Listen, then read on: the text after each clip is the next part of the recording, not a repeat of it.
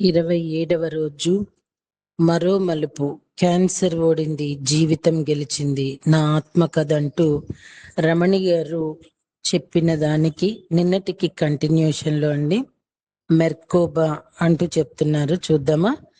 మెర్కోబా pyramid అంటే ఇది geometrical structure.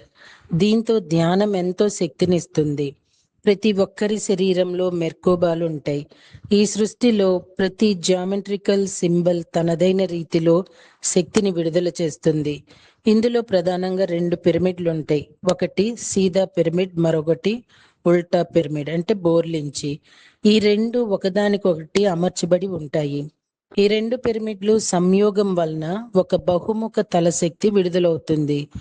ఈ శక్తి మానవ దేహ ఆరోగ్య వ్యవస్థపై తీవ్ర ప్రభావాన్ని చూపి సంపూర్ణ ఆరోగ్యాన్ని అందిస్తుంది. అలాగే మానవ దేహంలోని 7 శరీరాలు జాగృతపరుస్తుంది. ఈ క్రమంలో దేహంలోని 12 DNA పోగులు జాగృతిలో ఇది ప్రముఖ పాత్ర వహిస్తుంది. భూమి యొక్క చైతన్యం మరింత విస్తృతం అవుతుంది. నిరంతర చైతన్యంలో అన్ని విశ్లేషణ చేసుకోగలము. ఫ్యూచర్ ని క్లారిటీ చూడగలము. ఆత్మ చైతన్య విస్తరణ జరుగుతుంది. సర్జరీ చక్కగా అయిపోయింది. స్ట్రోమా క్లోజ్ చేసేశారు. ఇప్పుడు అసలైన కథ మొదలైంది. నేను సాధారణ స్థితిలో మోషన్ రిలీజ్ చేయటానికి అన్ని రిపేర్ అయిపోయాయి. ఇప్పుడు వెయిటింగ్ అంతా శరీరం నార్మల్ స్థితిలోకి రావటానికి. అమ్మ మాటల్లో భూమాతల్లో వెతికిన సత్యం. కొందరు మాటలు బాధని తుడిచేస్తాయి, మరి కొంతమంది మాటలు ఆ బాధకి అర్థాన్ని కల్పిస్తాయి. అమ్మ మాటలో భూమాత నిస్సహాయత. బెడ్ మీద నేను పడుకున్న ఆ దృశ్యాన్ని చూసి అమ్మ గొంతు నన్ను మేల్కొల్పింది. మన బాధలు ఏదైనా ప్రకృతితో పోటీలో ఉంటే అవి తలదించుకుంటాయి. ఆ హాస్పిటల్ బెడ్ మీద నెమ్మదిగా వేలాడుతున్న సెలైన్ బాటిల్స్, ఒకవైపు బ్లడ్ ఎక్కించటం, ప్రోటీన్స్ ఇంకొక చేతికి, ఇలా 2 చేతులకి కాళ్ళకి 2 రకాల మందులు శరీరంలోకి ఎక్కుతున్నాయి. ఆ క్షణంలో అమ్మ నన్ను చూసి, రమణి, నీకెంతో బాధగా ఉందా అమ్మా? కానీ నువ్వు పడుతున్న బాధను చూస్తే భూమాత గుర్తుకొస్తుంది. మనము ప్లాస్టిక్ వాడేసి, చెట్లు కొట్టేసి, నీటి వృధా చేసి భూమి మీద చేసిన అన్యాయానికి భూమాత ఇలాగే బాధపడుతుంది. నీ బాధలో ఆ భూమాత బాధ దాగుంది. ఆ మాటలు నా ఆత్మను తాకాయి. నేను పడుతున్న శారీరక వేదన ఒక పరమార్థానికి రూపం దిద్దుకుంది. నా బాధ భూమాత బాధతో తేడా లేదనే మాట నాకు ఒక గొప్ప దర్పణమైంది. అమ్మ మాటల్లో చైతన్యం నాకు బలమిచ్చింది. ఆ ఒక్క మాటే నాకు ధైర్యాన్ని ఇచ్చింది. అమ్మనేది కేవలం ఓ బంధం కాదు, అదే జీవితం, అదే ఓ సందేశం, అదే భూమాత స్పర్శ. నొప్పి నన్ను బతకాలని నేర్పింది. సర్జరీ తర్వాత ఇంటికి రావటంతో ఊపిరి పీల్చుకున్నా. అది తాత్కాలికమే. మళ్ళీ నొప్పి నా తలుపు తట్టి మళ్ళీ ఆసుపత్రి బాట పట్టించటం. గొంతు ముక్కుల్లో గొట్టాలు, ఆహార విరమణ, మళ్ళీ టెస్టుల పర్యంతరాలు.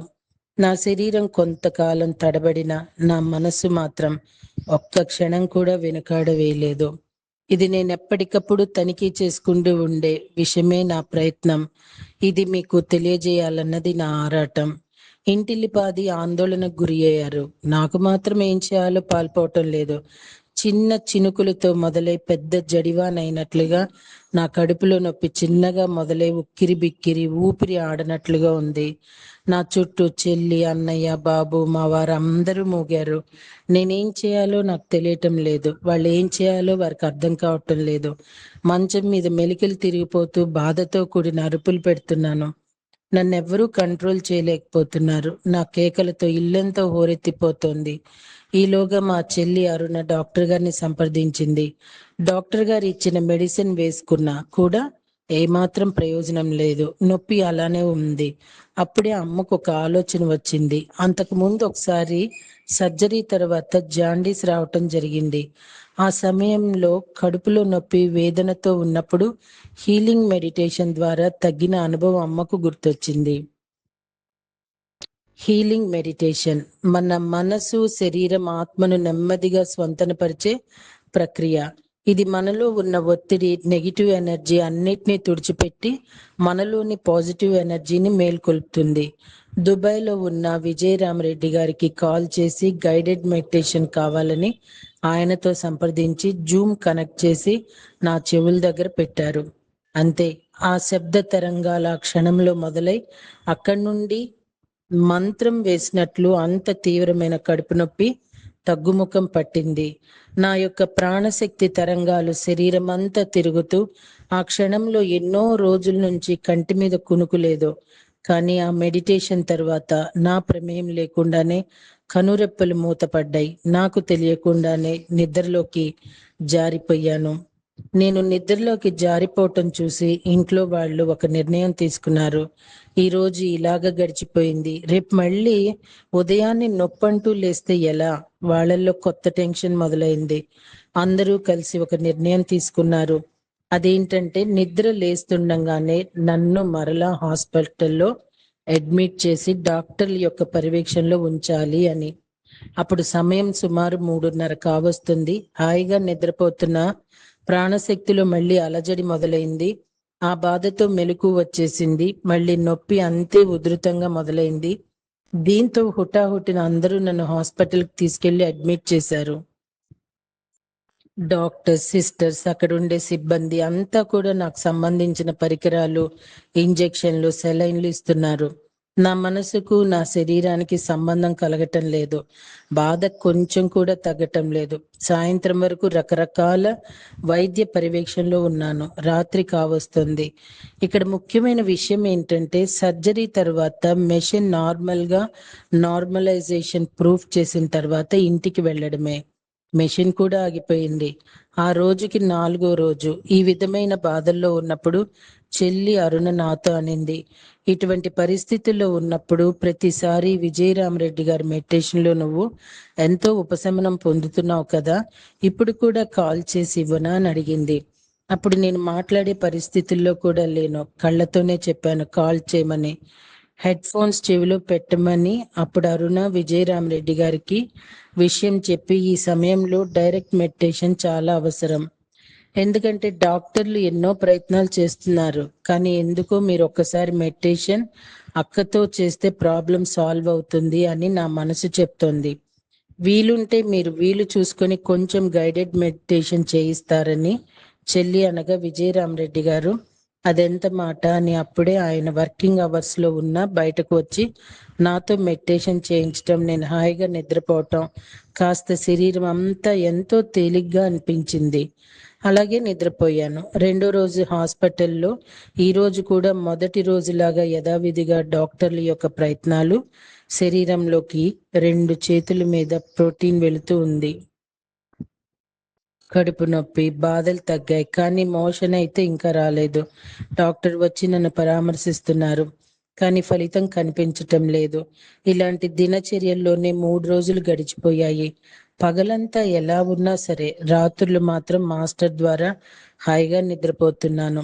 5వ రోజు హాస్పిటల్లో. ఆ రోజు నా జీవితంలో ఎంతో ముఖ్యమైన రోజు, మరో మలుపులు లాంటి రోజు. ఉదయం నుండి సాయంత్రం వరకు గడిచిపోయినప్పటికీ అసలు సర్జరీ చేసినప్పటి నుంచి అంటే 11 రోజులు మోషన్ రాకుండా ఉండటం వల్ల నాలో భయం, ఆందోళన మొదలైంది. నా కుటుంబ సభ్యులందరూ నాకు ఒకవైపు ధైర్యాన్ని చెప్తున్నారు, డాక్టర్లు మరోవైపు వారి ప్రయత్నం వారు చేస్తూ ఉన్నారు. నెక్స్ట్ వారి కార్యాచరణ వారు చేయాలని ఆలోచిస్తున్నారు.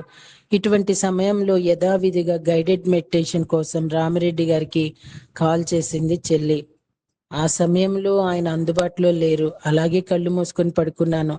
సమయం రాత్రి 11 గంటలయ్యింది. మా ఆలోచనలు సుడులుగా తిరుగుతున్నాయి. ఆ సమయంలో రామిరెడ్డి గారి కాల్తో అరుణ ఫోన్ లిఫ్ట్ చేసి నాకు ఫోన్ అందించింది. అక్కడి నుండి ఒక్కసారిగా మాస్టర్ సివివి నమస్కారం అంటూ ఆ యొక్క స్వరం మొదలైంది. ఆ రోజు మాత్రం నాకు అది మామూలు స్వరంలా అనిపించలేదు. మూల చైతన్యం నుండి, ప్రథమ సృష్టికర్త నుంచి వస్తున్న అమృత తుల్యమైన మైనవాక్కులుగా వినిపించాయి. ఒక్కొక్క మాస్టర్ని ఆహ్వానిస్తూ ఉన్నాము. పత్రిజీ సార్ని ఆహ్వానించాం, రామ్తా మాస్టర్ని, ఆర్కిటోరియన్ని, ధన్వంతరి శక్తిని ఆహ్వానించారు. ఇలా విశ్వంలోని సర్వశక్తులను ఆహ్వానించటం జరిగింది. ఎన్నడూ అనుభూతి చెందని శక్తి నాలో ప్రవహిస్తూ నా యొక్క అణువణువు సహస్రారం మీదుగా పరబ్రహ్మ వరకు శక్తి ప్రవహిస్తున్నది. మెడిటేషన్ సాగుతూనే ఉంది. ఆ యొక్క శబ్దాలతో పాటుగా బయటకు చాలా సునాయాసంగా ఏమాత్రం లేకుండా ఆ యొక్క శబ్ద తరంగాల నుంచి ఏదైతే 11 రోజుల నుంచి బాధతో మోషన్ రావటం లేదు, ఎలాగా అని అనుకుంటూ ఉన్నానో అది చక్కగా బయటకు వస్తుంది. చాలా ఆశ్చర్యం. ఒకవైపు మెడిటేషన్ ఆపలేని స్థితి. నేను చెప్పకుండా ఉన్నాను, కానీ నా మనసు ఆ క్షణంలో ఎంతో ఆనందంతో, ఎలా అంటే ఒక స్త్రీ ప్రసవ వేదంతో ఎంత నొప్పి ఉన్నా ఆనందాన్ని పొందుతుందో ఆ స్థితిని పొందుతున్నాను. నేను మాటల్లో చెప్పలేను. పోతే ఈ విధంగా చాలా సేపటికి విజయరామరెడ్డి గారు మెడిటేషన్ ముగించారు.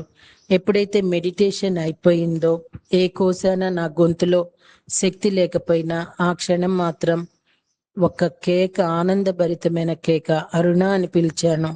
ఆ కేకతో చెల్లి అరుణ, బాబు చెర్రి అందరూ విషయాన్ని తెలుసుకొని ఒకవైపు డ్యూటీ డాక్టర్లకు విషయం తెలియజేసి, మరోవైపు బాబు మా ఇంట్లో వాళ్ళందరికీ ఈ సంతోషమైన విషయం తెలియజేయటం జరిగింది. అందరి ఆనందానికి అవధుల్లేవు. ఆ రోజు నా జీవితంలో మరుపురాని వసంతం. రేపటి రోజు నుండి మనసు నిశ్చలం గురించి చెప్తున్నారు. తెలుసుకుందామా? Thank you.